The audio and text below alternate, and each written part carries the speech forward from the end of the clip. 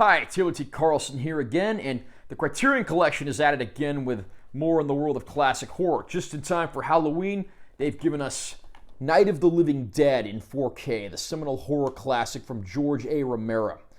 This movie, due to some publishing snafu, ended up in the public domain, so there have been all kinds of inferior versions of this coming out over the years, which is a shame, but Criterion rectified this a few years ago when they put out a Blu-ray version remastered in 4K, but now we have an actual proper 4K ultra high-def release of the film.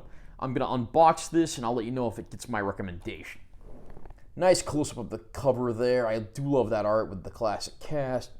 There's our spine text. Back cover has a summary of the movie, list of the bonus features, all our other legalese and so forth. We open up the case. Inside the case we have our 3 discs. I'll take these off.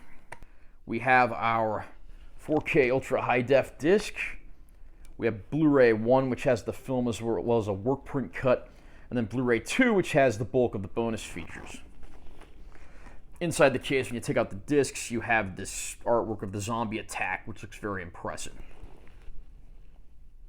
Night of the Living Dead, in many ways, is the first modern zombie movie. When a brother and sister are putting something on the grave of their late father, they're attacked by a zombie. The brother doesn't get away, but she does, escaping to a farmhouse where she meets a young man and a family who are buckled down, trying to hold out against this ongoing invasion of the living dead, having no idea what's going on, watching the TV and listening to the radio to get reports to see if they can figure out more about the current going on in the world. And it's not long before growing hordes of these zombies begin attacking the farmhouse, and any attempt to get away to a safe haven seems to be in jeopardy. Will this cast of characters get out of the zombie attack, or are they doomed to die? Night of the Living Dead really took a lot of audiences by storm when it first came out in the latter half of the 1960s. This wasn't some campy, cheesy B-movie about zombies. This was gritty, violent, and really not funny in any way.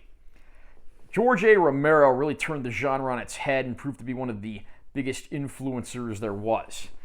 The movie had an interesting production. A lot of the people you see in this movie are not actually actors, although some of them would go on to interesting careers.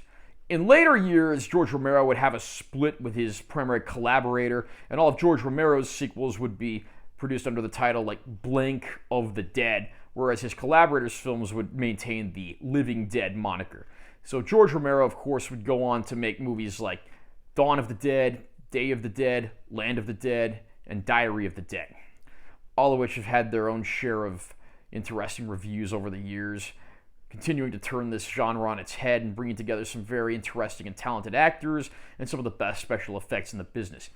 This may be a little low-budget independent film, but the impact it had on cinema, in particular horror cinema, cannot be denied. It's also one of the first major films that had a black man as its primary protagonist, which again really opened borders and helped set the stage for a lot of what was to happen in the entertainment industry in the years to come. And Dwayne Jones, absolutely fantastic in this role, taking charge and certainly taking no nonsense from anyone who stands in his way. The zombie effects and makeup actually look very good too.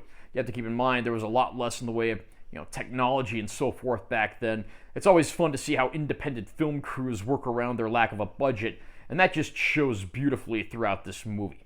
Night of the Living Dead is a classic, no questions asked, and I'm very happy to see Criterion has elected to release this one on a proper 4K disc. Now, this disc does not have HDR, but it's still at least moderately a step up from the earlier released Blu-ray disc that was mastered in 4K. I mean, you get the obvious increases that you'd expect. I'm not going to say this is like a night and day difference over the previous Blu-ray release, and of course you get the Blu-ray in this package, but if you don't already own the film, this is definitely the version to own. Is it going to be this stunning transfer that just blows away anyone who's already seen the Blu-ray? Probably not, but it is at least a minor upgrade, and it's certainly vastly superior to any of those old public domain discs that are still floating around.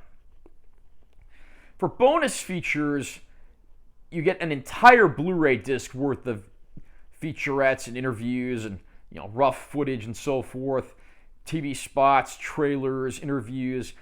On the disc that has the movie on Blu-ray, you even get Night of Anubis, which is the early rough work print version of the movie, although it is missing one of the reels just because of the varying condition that it's in. But any fan of Night of the Living Dead will keep themselves busy with all these bonus features. This is certainly one of my favorite zombie films, horror films, and this gets my absolute highest recommendation, no questions asked. Are you a fan of Night of the Living Dead? Do you think this is the best one of the Dead films that George Romero created? Comment down below and let me know what you think. Also, remember to subscribe to this channel for more content because I'm always posting new videos. And make sure you give this one a like if you found it helpful. I'm Taylor T. Carlson. I'll see you next time.